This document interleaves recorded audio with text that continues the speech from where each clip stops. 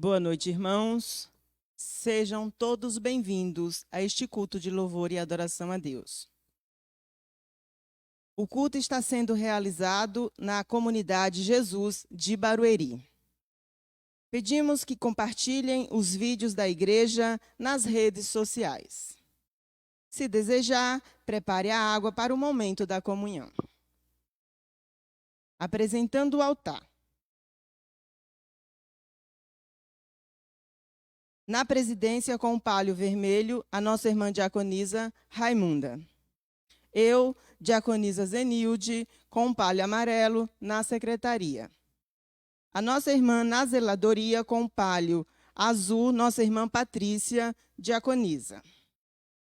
Na comunhão, com o palio branco, a nossa irmã diaconisa Ivone. Passo a palavra para a direção.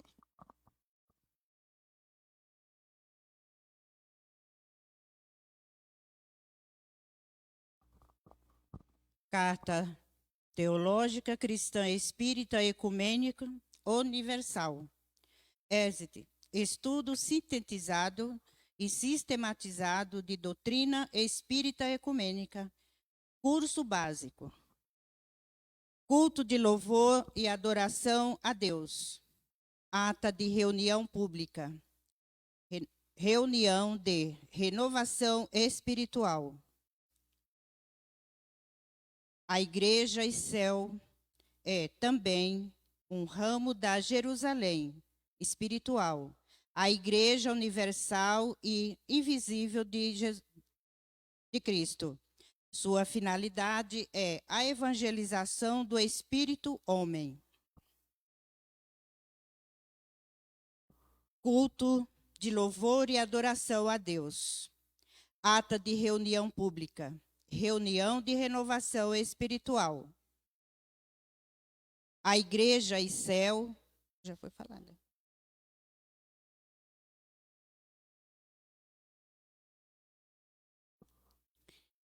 Início do culto. E eis que cedo venho, e o meu galardão está comigo, para dar a cada um segundo a sua obra. Eu, Jesus, enviei o meu anjo para vos testificar estas coisas nas igrejas.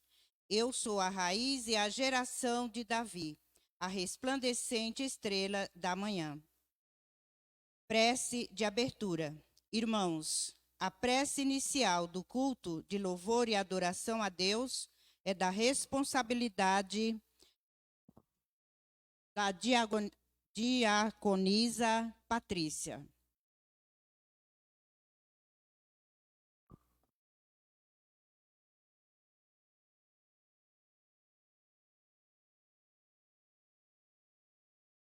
Pai amado, te agradecemos, Senhor, por mais uma oportunidade de estarmos aqui. Abençoa, Pai, cada um dos teus filhos que aqui se encontram e todos aqueles que estão sintonizados conosco neste momento. Pai, que o Senhor possa derramar sobre todos nós a tua paz, a tua calma, tranquilidade, para que possamos fazer um culto louvável e à sua altura, Senhor. Que o nosso irmão Jesus Cristo se faça presente também, para nos auxiliar e nos mostrar o caminho, para nos mostrar exatamente o que devemos fazer neste culto. Obrigada, Pai amado, por mais um dia. Que assim seja, graças a Deus.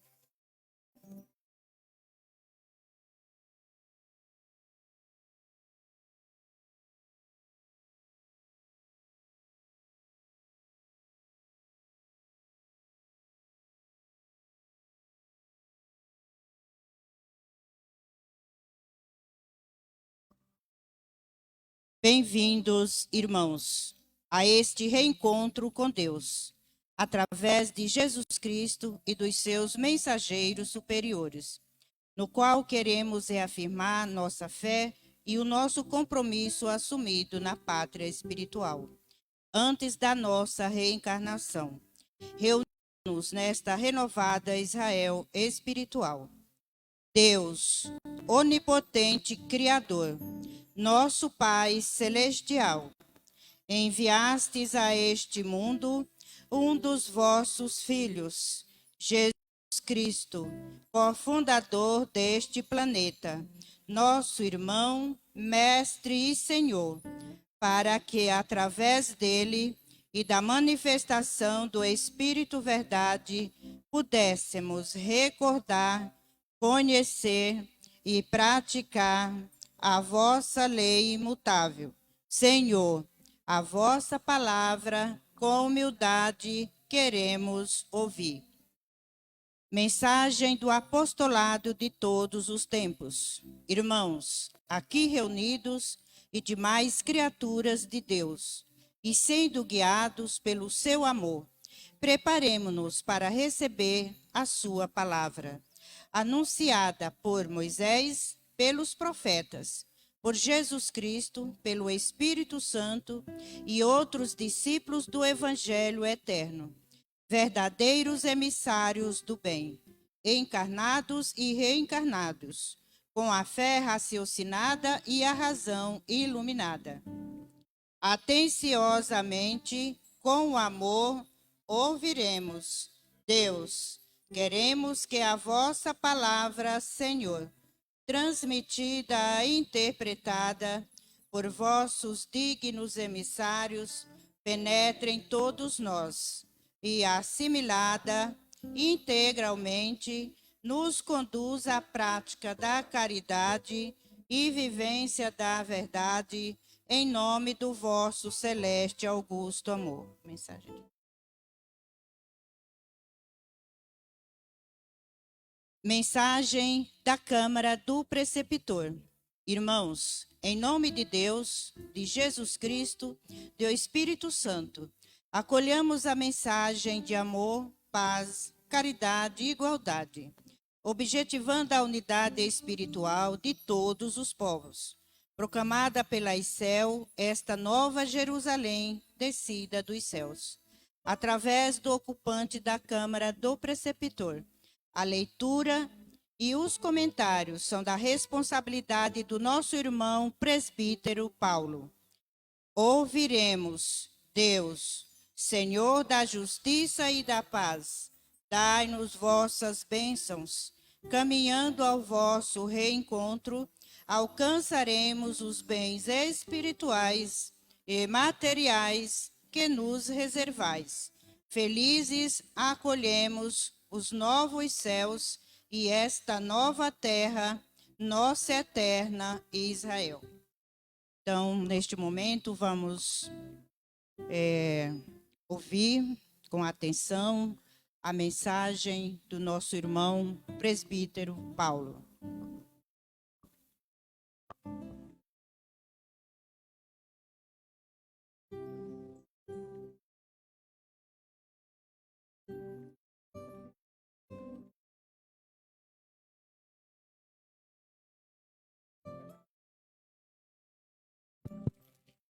Boa noite a todos.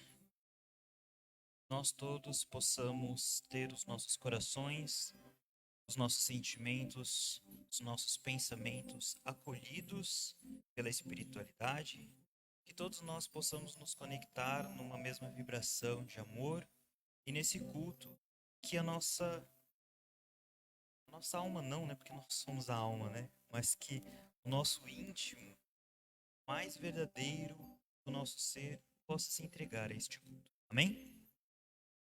Bom, hoje eu preparei para conversarmos sobre uma figura na história do cristianismo que a gente pode considerar essa figura tão importante quanto ambígua. Quem é essa figura? Paulo de Tarso, o apóstolo dos gentios.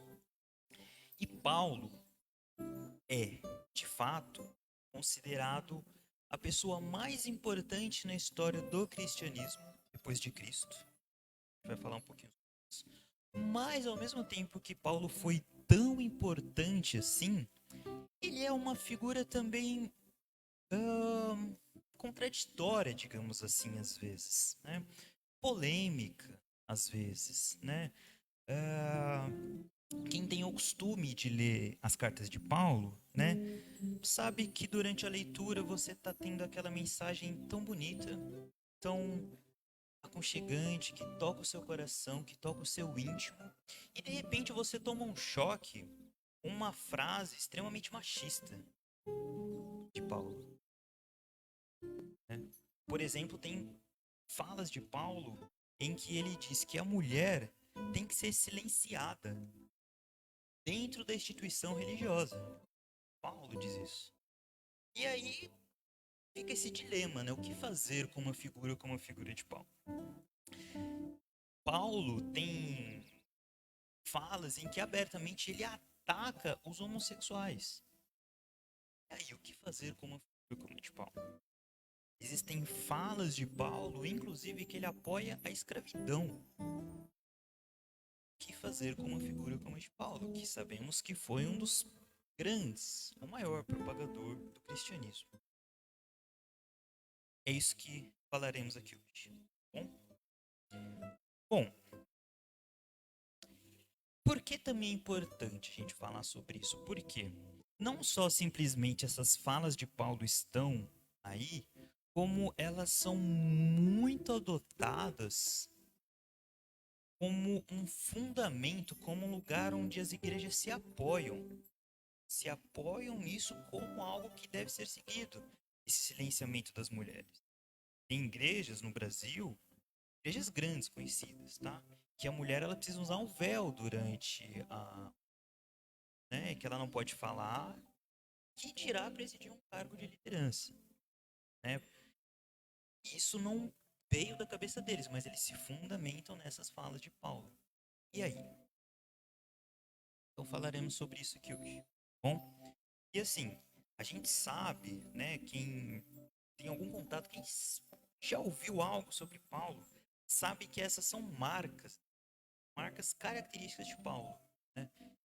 Tanto ele ser um grande propagador, quanto essas marcas machistas, homofóbicas, de apoio à escravidão. São marcas mesmo de Paulo. Então tá. Então vamos falar sobre ele.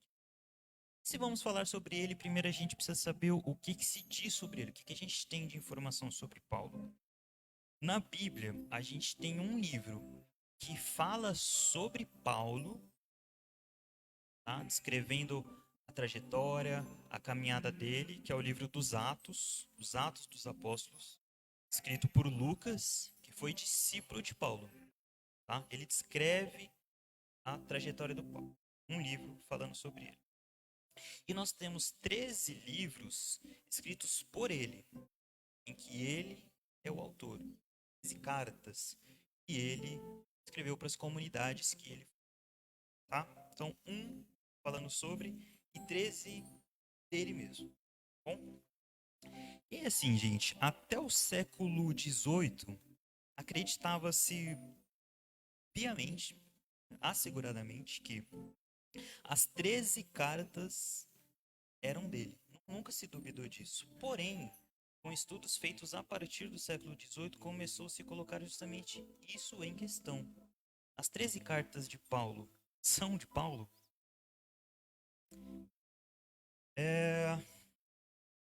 Tem uma ciência que se chama pseudepigrafia. Não é psicografia, é pseudepigrafia, que estuda uma coisa que acontecia antigamente, que era o seguinte. Antigamente, na época de Paulo, de Cristo, dos apóstolos, tinha uma prática muito comum que era o seguinte. Eu, Paulo, vou escrever um texto, uma carta, algum artigo, e vou assinar no nome da Ivone. Ou seja, eu escrevo, digo que quem escreveu foi a Ivone. Isso era muito comum naquela época, muito mesmo assim. Algumas pessoas faziam isso. Ou para homenagear, eu gosto tanto da Ivone, da pregação dela, que uma forma de homenagear ela é escrever por ela. Né? Eu penso que as nossas ideias batem, então eu vou meio que escrever pela Ivone.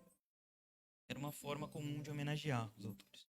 Outra forma, outra razão disso, é que Se eu vou escrever em nome da Ivone, que é uma pessoa muito mais conhecida do que eu, com certeza vai ser muito mais lido esse texto do que se eu falar que foi o Paulo, que ninguém nem sabe quem que é Paulo Henrique. Se eu falar que foi a Ivone, então outra razão é para que se lesse mais. Oi? Credibilidade. Outra razão é porque, por exemplo, a Ivone ela fez a ideia 1, 2 e 3. Ela criou a ideia 1, 2 e 3. Mas eu acho que tá faltando ideia 4 nesse raciocínio dela. E eu vou complementar o que ela escreveu, escrevendo o nome dela.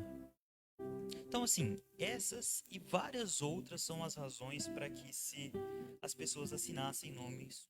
Isso era muito comum antigamente. E hoje, como a gente sabe disso, como a gente descobriu isso, agora a gente tem essa dificuldade de saber quem foi que realmente escreveu e tem um estudo para conseguir se identificar isso, tá?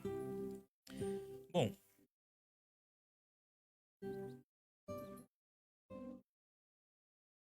e assim, é um dilema hoje porque muitos textos bíblicos passam justamente por essa questão. Tem muitos textos que não dá para saber exatamente se quem escreveu é quem está escrito lá que foi que escreveu. É um dilema. É, Mas então vamos lá, vamos analisar algumas coisas que Paulo escreveu, tá? Eu esqueci de pedir para vocês pegarem as Bíblias. Vocês pegam para mim, por favor? Ou alguém pega e distribui, por favor? Bom, vamos analisar aí algumas dessas cartas de Paulo, tá? A pastora vai pegar as Bíblias para nós.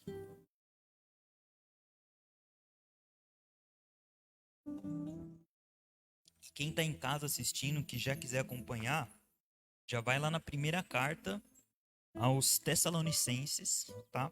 No capítulo 4, versículo 13.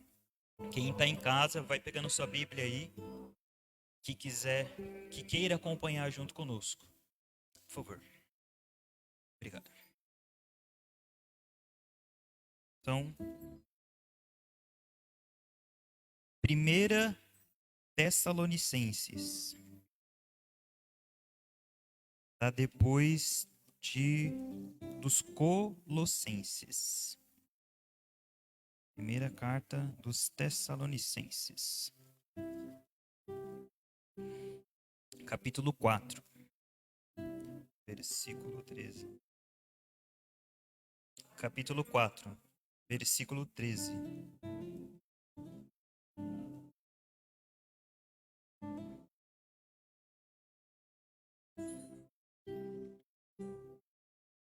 Alguns é 408, ou é 407, 408. O versículo 13 mesmo, na minha, tá na 408. Primeira carta, é isso. Primeira carta aos Tessalonicenses, capítulo 4, versículo 13.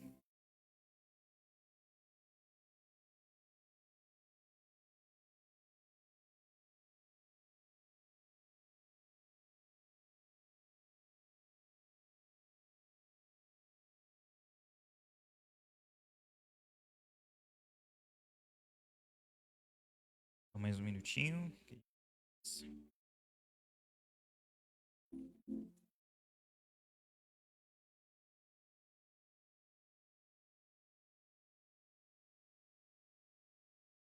Versículo 13, isso. Tá na 408, que nem.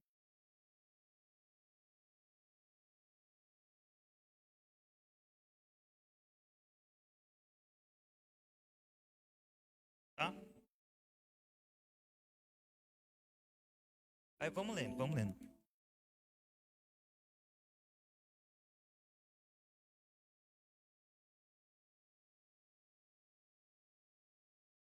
Então vamos lá?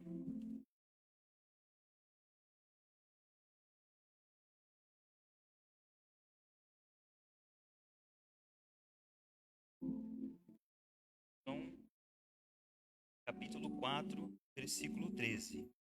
Então vamos lá, gente. Pela tradução, talvez algumas estejam uma palavra ou outra diferente mesmo, tá? Mas se tiver no capítulo 4, versículo 13, a gente vai ler a mesma ideia. Então vamos lá. Todos me acompanham? Sim? Então vamos lá.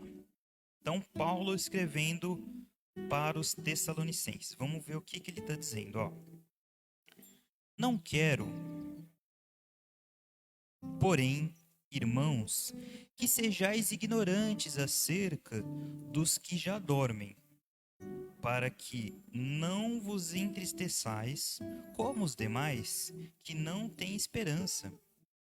Porque, se cremos que Jesus morreu e ressuscitou, assim também aos que Jesus dormem, Deus os tornará a trazer com ele.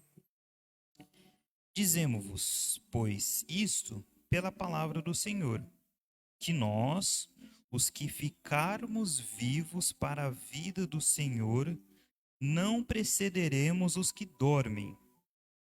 Porque o mesmo Senhor descerá do céu com alarido e com voz de arcanjo e com a trombeta de Deus.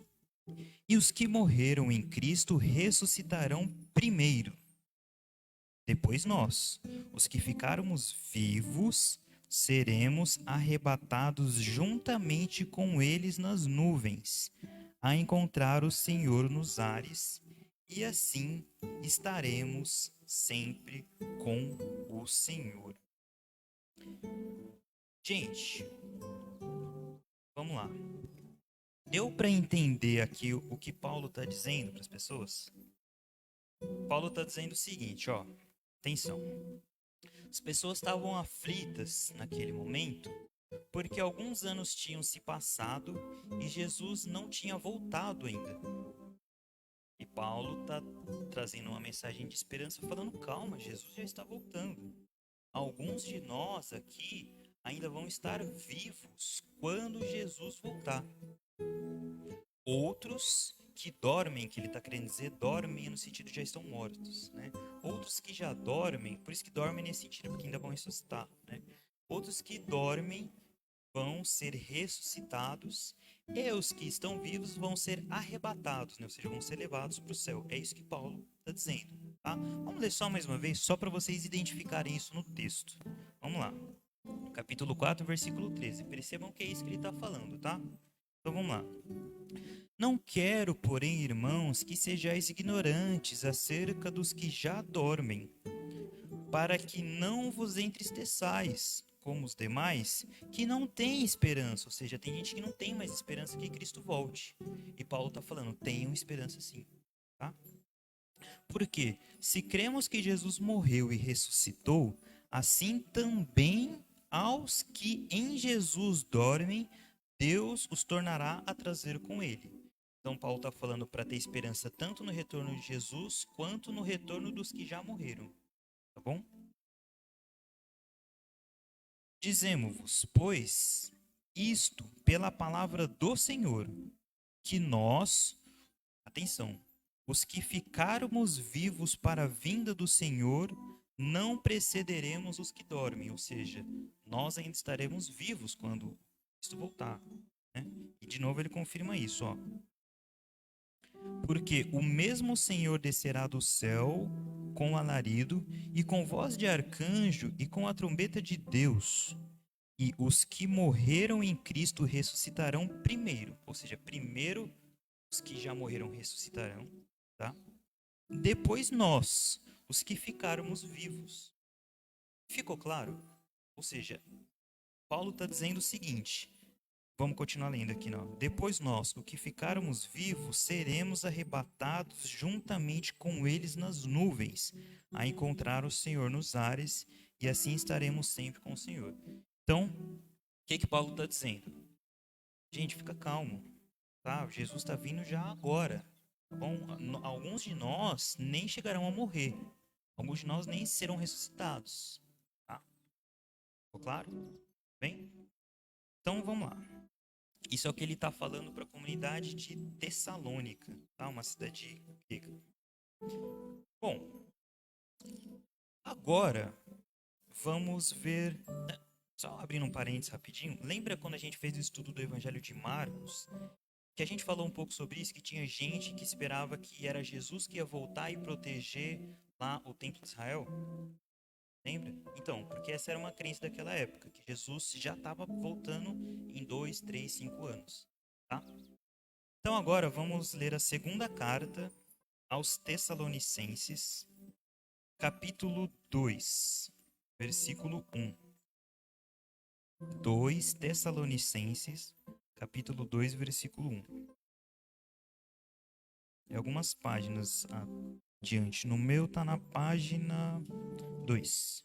410, desculpa, capítulo 2.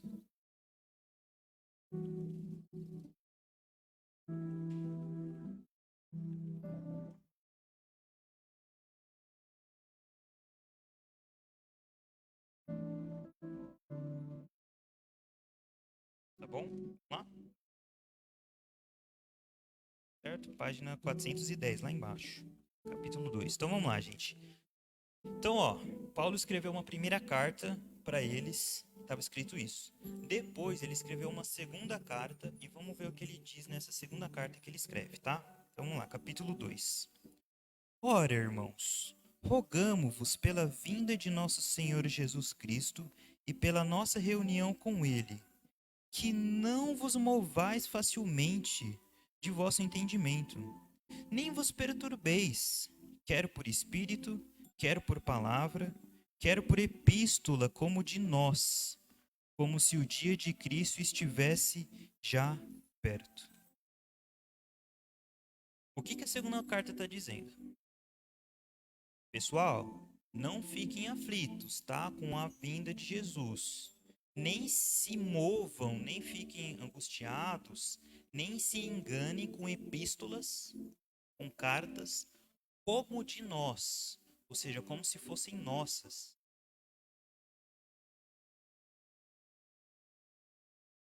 Ou seja, o que a segunda carta está falando? Não acreditem em cartas que estão com o nome de Paulo, que estão dizendo o contrário do que eu estou dizendo aqui agora. Quer dizer, a primeira carta diz, Jesus está vindo logo. A segunda carta diz, Jesus não está vindo logo. Não fiquem aflitos com isso e nem se enganem se vocês receberem cartas assinadas por nós dizendo o contrário. Pela lógica, uma das duas é de Paulo. Sim? Tá? Então,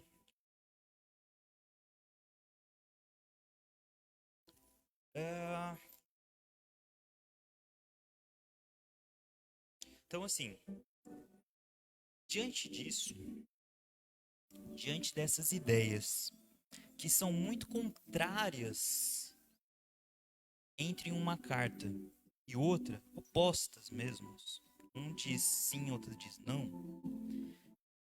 pela forma da escrita, que às vezes é muito diferente o estilo de uma carta do estilo de outra carta, os estudiosos de pseudepigrafia concluem que a maioria, tá? Isso não é um consenso, mas boa parte, conclui que das 13 cartas de Paulo, pelo menos 7 são dele. Uau! Metade só. Metade só. Das 13, asseguradamente 7 são de Paulo. As outras, há uma dúvida muito pendendo para que não seja. Essas cartas que são ditas como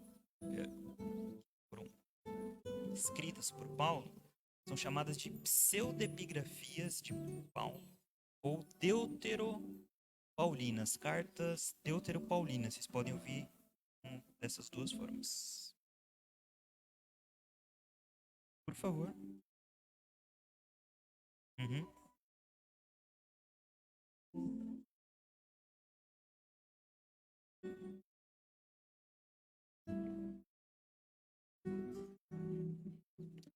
A irmã perguntou o seguinte: e cartas que são tidas como apócrifas, né? O que é um texto apócrifo? É um texto que no concílio, ou seja, o grupo que criou essa Bíblia aqui, que juntou, falou: esse livro é verdadeiro, esse não, esse é verdadeiro, esse não. Disse que alguns são verdadeiros e outros não. Os que não são verdadeiros são chamados de apócrifos. Então você tem uma série de livros assinados por Tomé, assinados por Paulo, por Maria Madalena, por uma infinidade de gente que o concílio que criou essa Bíblia não reconheceu como oficiais, tá? E a irmã perguntou, e as cartas que são ditas como Paulo e não estão na Bíblia? Entra nesse conjunto. E aí é o seguinte, há uma certa cautela nossa para a gente estudar esses textos apócrifos, porque assim, não só porque a igreja não reconheceu, então pode ter livro que é verdadeiro, mas a igreja não quis. Não só por isso. Mas recentemente, eu cheguei até a postar no grupo da ICEL, que descobriram que os livros que estavam no conjunto conhecido como Pergaminhos do Mar Morto, foi recentemente descoberto que eram falsos. Por quê? Porque fizeram um estudo do papel e descobriram que a data que aquele papel foi escrita não era a data que se condizia antigamente. Então, assim, quando a gente for ler textos apócrifos, tenhamos cautela, né? Porque pode ser verdadeiro, pode não ser. Essa é uma pergunta que você faz que estudiosos estão hoje tentando responder. São questões difíceis. E aí, assim, das 7 cartas que seriam mesmo de Paulo, em ordem cronológica do que ela foi escrita, tá? Qual foi a primeira? Essas 7 aqui seriam de Paulo. Quem quiser depois anotar e ver, tá? É só pegar comigo. Então, quais seriam de Paulo mesmo? Primeira carta aos Tessalonicenses, Gálatas, carta a Gálatas, primeira e segunda carta aos Coríntios,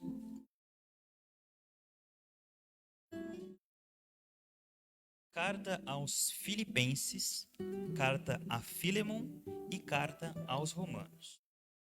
Essas são as 7 que foram realmente escritas por Paulo.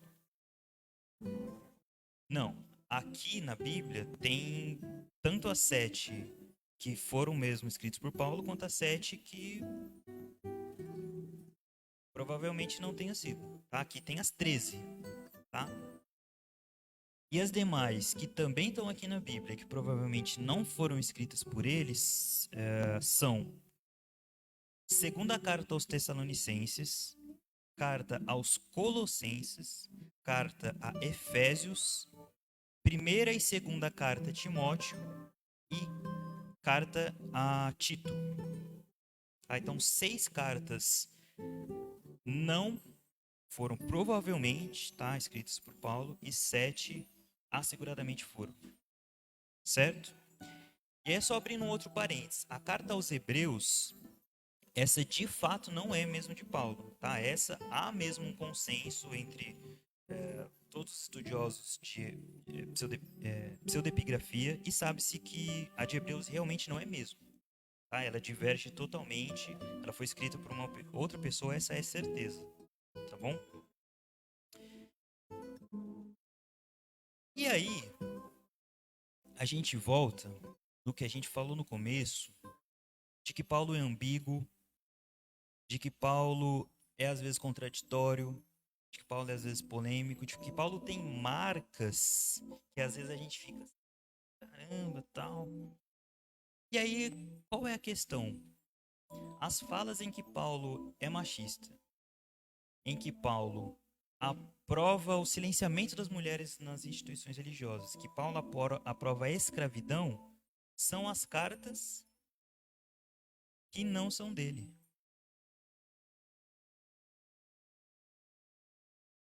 Que são as cartas que muitas instituições se fundamentam para criar a sua doutrina. Então, assim, só abrindo um outro parênteses, tá? Em questão ao ataque à homossexualidade, essa de fato está em uma das cartas que Paulo escreveu, tá? Esse é um assunto muito importante a discutir, mas que não dá tempo de falar hoje, tá? Em uma outra conversa a gente fala mais sobre isso, tá? Essa tá em uma das cartas a Coríntios, não lembro se é a primeira ou se é a segunda, mas pesquisando rapidinho vocês conseguem identificar, bom? E aí, assim, abrindo um outro parêntese e fazendo uma pergunta para vocês. Esse dilema de saber se uma mensagem é realmente de quem está dizendo que é, você já Isso é estranho para vocês? Vocês já ouviram isso em alguma outra situação? Aonde? Na? Mas também, mas uma coisa que é ainda mais íntima para nós espíritas. As psicografias. As psicografias. Então esse é um assunto comum pra gente. E aí assim, diante dessa dificuldade de saber foi ou não foi de fulano, é real ou não é real? Nesse cenário difícil, nesse dilema, nesse entroncamento, algumas pessoas preferem desacreditar totalmente e falar, não, então nenhuma é real. Outras não querem ficar se questionando, porque é uma coisa difícil, é um dilema, e preferem acreditar em todas. Diz que é psicografia, diz que é fulano, é de fulano. Mas a questão é que, se a gente está se pretendendo a ser futuro do cristianismo espírita, a gente tem que manter isso em discussão. A gente tem que manter isso em questão, em reflexão, em debate, em diálogo, não deixar que isso morra. E saber que não há uma resposta fácil. Isso que é preciso que escutamos. Mas então tá, gente, voltando agora para Paulo, né? Vamos agora ver um pouquinho da trajetória que Paulo percorreu. E aí no nosso próximo encontro, que vai ser no sábado, na próxima conversa, na próxima mensagem minha, no sábado, aí a gente vê um pouquinho sobre o conteúdo das cartas, sobre o que se diz, tá bom? Hoje vamos só ver um pouquinho dessa caminhada que Paulo fez, tá? Então, assim, Paulo nasceu 10 anos depois de Cristo, tá? Então, quando Cristo tinha 10 anos, quando Cristo tinha 20 anos, Paulo tinha 10. Tá?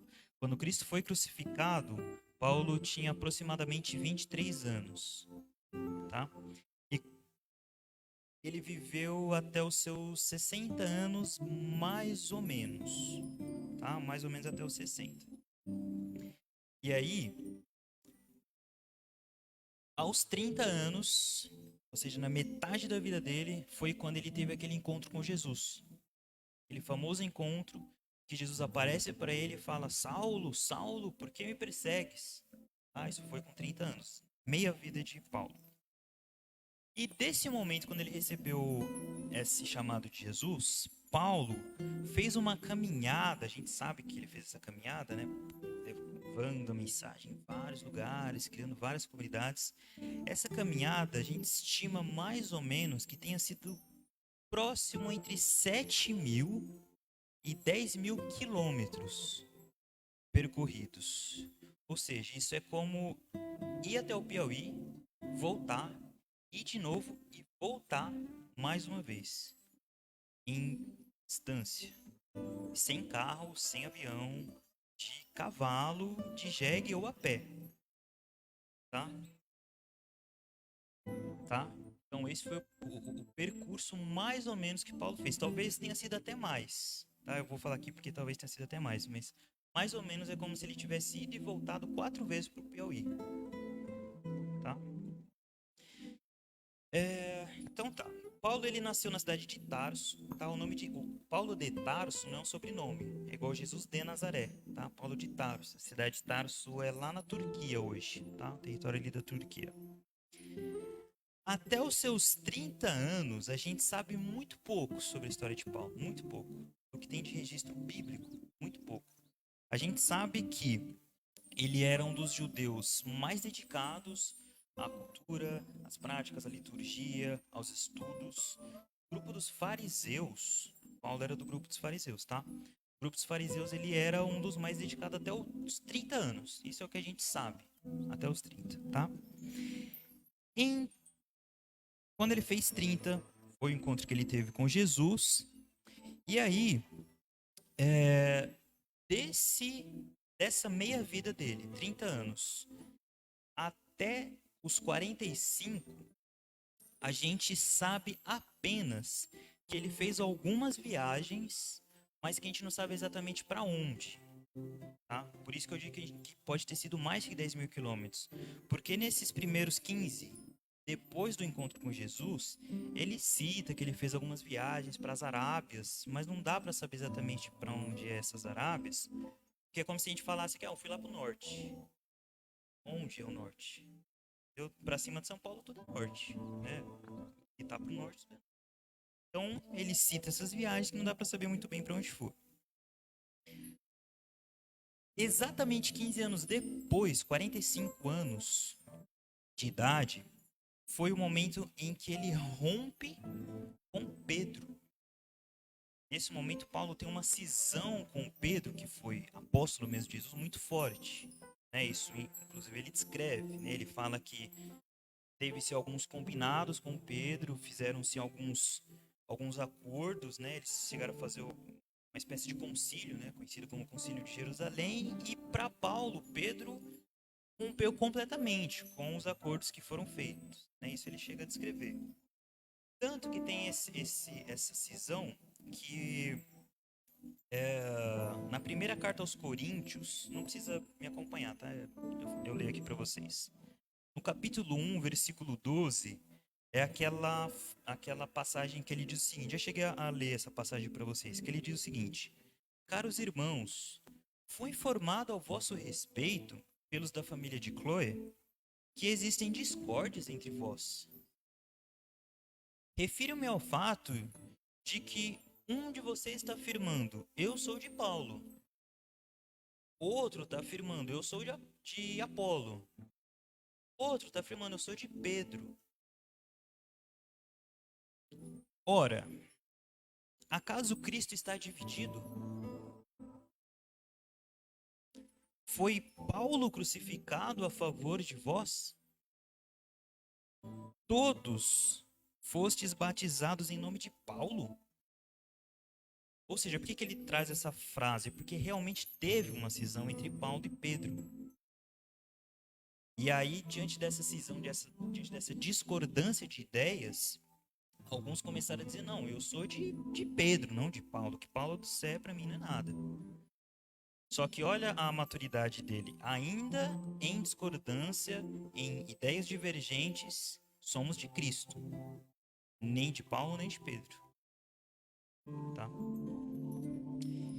E aí, assim, nos últimos 15 anos de vida, olha só, nos últimos 15 anos foi o período que ele percorreu esses 10 mil quilômetros. Então, assim, ele não percorreu com 20 anos de idade. Ele não percorreu com 30 anos de idade.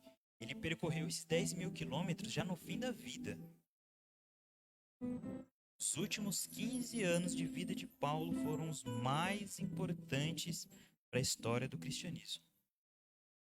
Nesses últimos 15 anos, ele percorreu esses 10 mil quilômetros e criou comunidades na Ásia, na África e na Europa, fazendo de Paulo a pessoa mais importante da história do cristianismo depois de Cristo.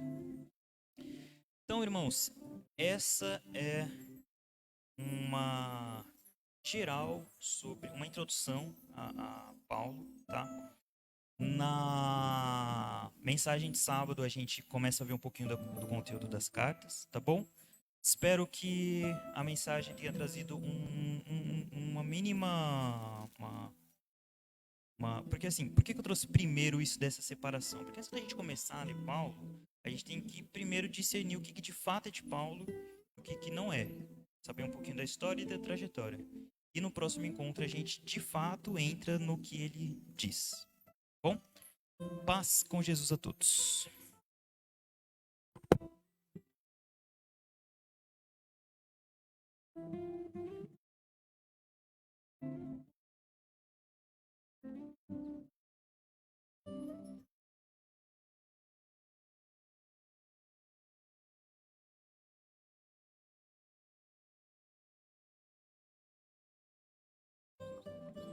Agradecidos estamos pela mensagem do presbítero Paulo, que é uma instrução para nós espírito. Então, vamos dar continuamento, indo para o item 13.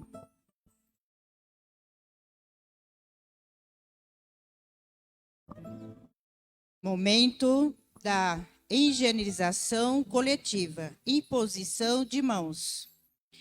Irmãos, em nosso benefício, neste momento de amor, luz e de esperança, pão e esperança, preparemo-nos para receber mais bênçãos de Deus por meio de Jesus Cristo e de seus celestes enviados. Esta tarefa está sobre a responsabilidade da nossa irmã Zenilde. Neste, como em todos os momentos das nossas vidas, se realiza e se cumpra a vossa soberana vontade, ó Deus. Confessamos nosso arrependimento pelo cometimento das nossas ofensas. Também declaramos aceitar e seguir a Jesus, vosso Cristo, e ao Espírito Santo, confirmando no batismo e na fé, para o serviço do teu reino. Que vosso sagrado Espírito esteja sobre nós, ó Pai amado.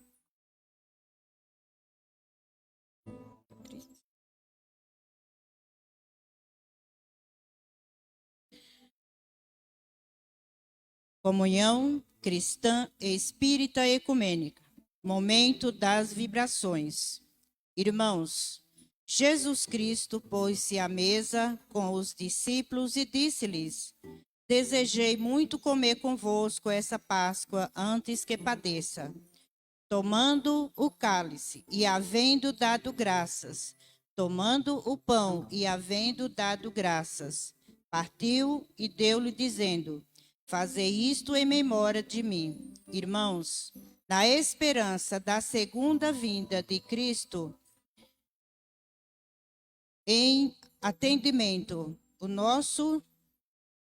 ao pedido do nosso amado irmão e mestre, nós cristãos espíritas ecumênicos, num ato de íntima e também comunitária comunhão de pensamentos, relembrando aquela santa ceia, reunião de amor naquele cenáculo humilde.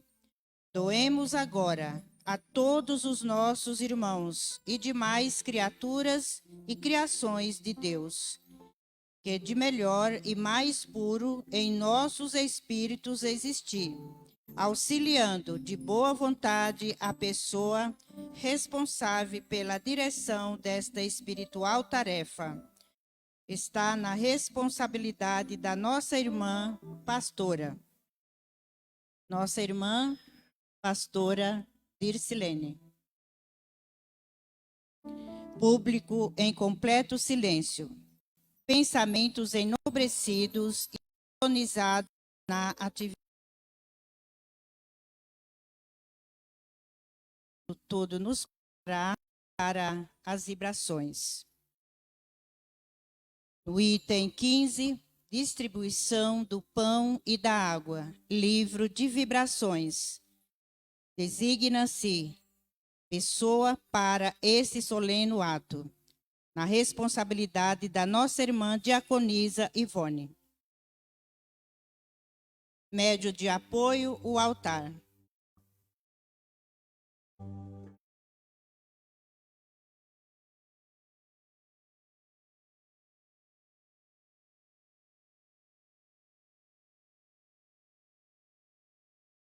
Neste momento, vamos nos preparando, confiar em um Deus bom e justo, que nos dá a oportunidade de sentir, de vivenciar o teu amor. Vocês que estão em seus lares neste momento, tenham a certeza absoluta que Jesus Cristo, nosso irmão e mestre, está neste momento energizando o nosso corpo, o nosso espírito, o nosso lar. Abençoa cada um de nós que precisamos deste momento de luz. Receba um passe de luz, de confiança, de paz e amor. Cremos e sabemos que nosso irmão Jesus Cristo é o caminho, a verdade e a vida. Neste momento, meus irmãos, em Cristo Jesus, todos nós possamos receber essas energias do bem. Confiantes, perseverantes, iremos dia após dia, mesmo com obstáculos na nossa direção, teremos a certeza absoluta que Deus, nosso Pai, Criador de tudo e de todos, não abandona nenhum dos seus filhos. E neste momento, está nos abraçando, nos fortalecendo, nos dando ânimo, fé, uma fé raciocinada com a razão iluminada.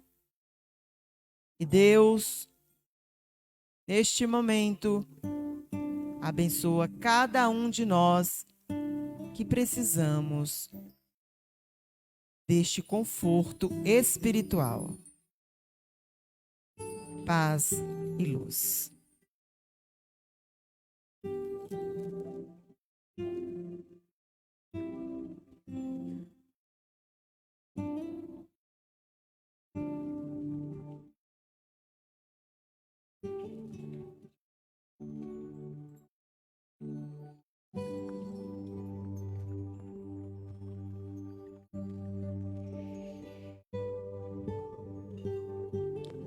Meus irmãos, muito recebemos desde o momento que aqui adentramos, através da prece inicial, dessa mensagem iluminada, cheia de conhecimentos, trazida pelo nosso irmão, através da energização que foi individualmente abençoado, tratado, orientado. Estamos cheios de graça, cheios de luz. E cabe a nós darmos o que de melhor nós tivermos em nós, porque muito recebemos e pouco doamos. Praticar a caridade é um dos caminhos para a salvação. Vamos então reunir os nossos melhores pensamentos, os mais iluminados, os mais cheios de amor, de paz, e vamos direcioná-los aos nossos irmãos, que com certeza neste momento precisam muito mais do que nós. Começando pelos nossos familiares, eles neste momento, segundo o seu merecimento, possam ser abençoados pelo nosso Mestre Jesus. Vamos de os nossos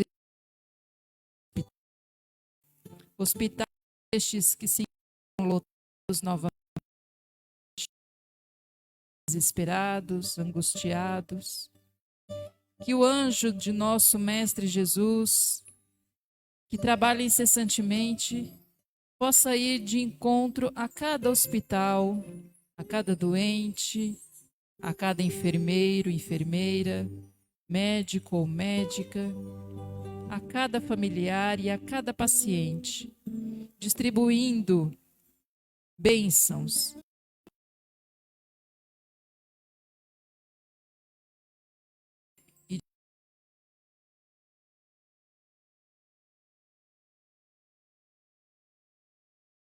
Vamos vibrar pelos nossos irmãos que se encontram nos asilos, nos orfanatos, muitas vezes sentindo uma solidão muito grande, se sentindo abandonados. Que eles possam sentir neste momento as nossas vibrações de força, de fé, e se sintam acolhidos pela espiritualidade maior que não abandona ninguém. Vamos vibrar pelo nosso país, pelo nosso planeta, que nós possamos fazer a nossa parte para que o nosso Brasil possa progredir em moralidade, possa evoluir cada dia mais, buscando a verdade, que é o único caminho para nós chegarmos até Deus. Vamos cuidar do nosso planeta Terra, nossa casa preparada por Deus para nos receber nesta vida e em outras também. Que Deus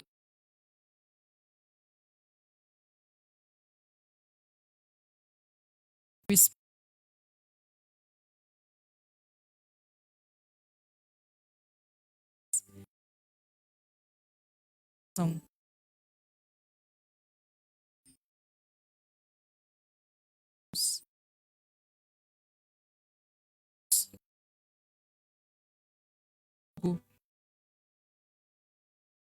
em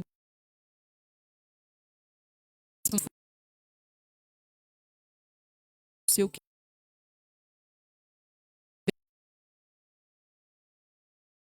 deles, deles, de se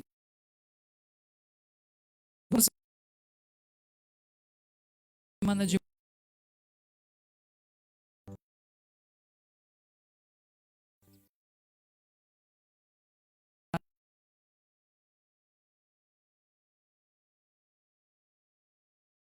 e de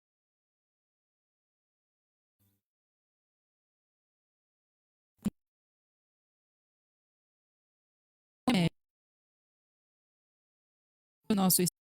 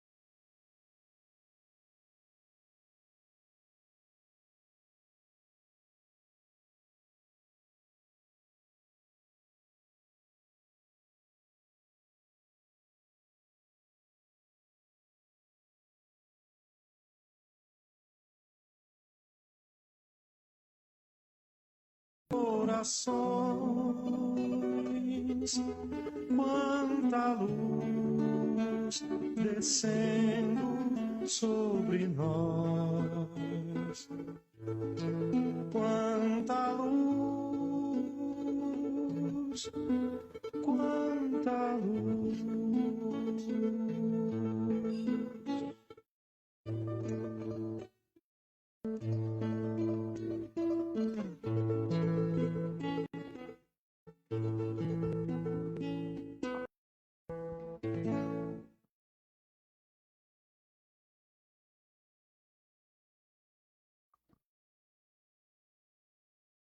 Indo agora para o item 19, momento dos testemunhos. Irmãos, no mesmo sentimento de amor e de louvor a Deus, nesse momento, a palavra a toda pessoa que dela livre e publicamente desejar fazer uso, conforme seu individual critério e responsabilidade. Se transcorrido 1 minuto sem manifestação, o culto prosseguirá.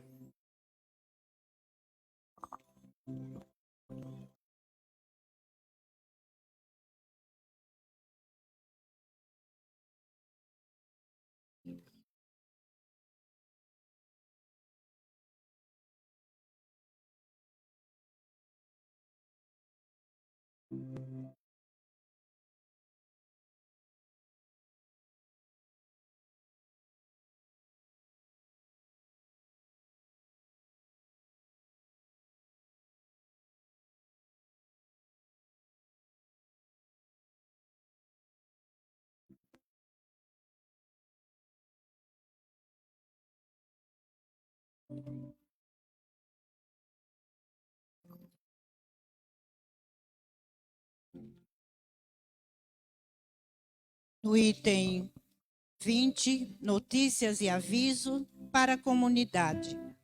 Irmãos, vos damos as notícias e avisos de interesse da comunidade local. Esta tarefa está sob a responsabilidade da nossa irmã diaconisa, Zenilde. Dia 20/2, reunião administrativa no Cenáculo Emanuel, de Itapevi, às 15 horas. No dia 6/3, 18º seminário na Igreja Cristã Espírita Ecumênica Universal. Aniversário de 40 anos da Igreja e Céu, às 18 horas. São todos convidados.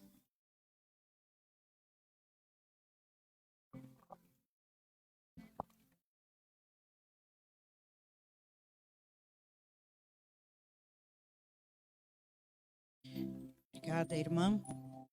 Vamos agora nos prepararmos para a prece de encerramento. 25. Prece de encerramento.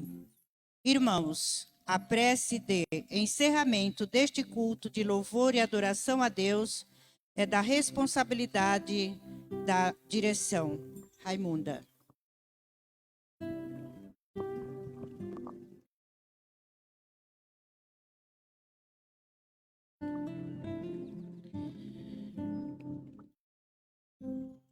Pai amado, como é gratificante estar na vossa presença.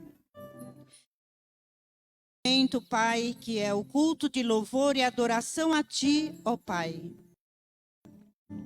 Nós te agradecemos e te louvamos por tanto amor que tem para com toda a Tua criação. E neste culto, Pai, sempre te rogamos as bênçãos do amor, da compreensão, da coragem, da fé, principalmente da sabedoria. E com muito amor, Pai, por podermos sermos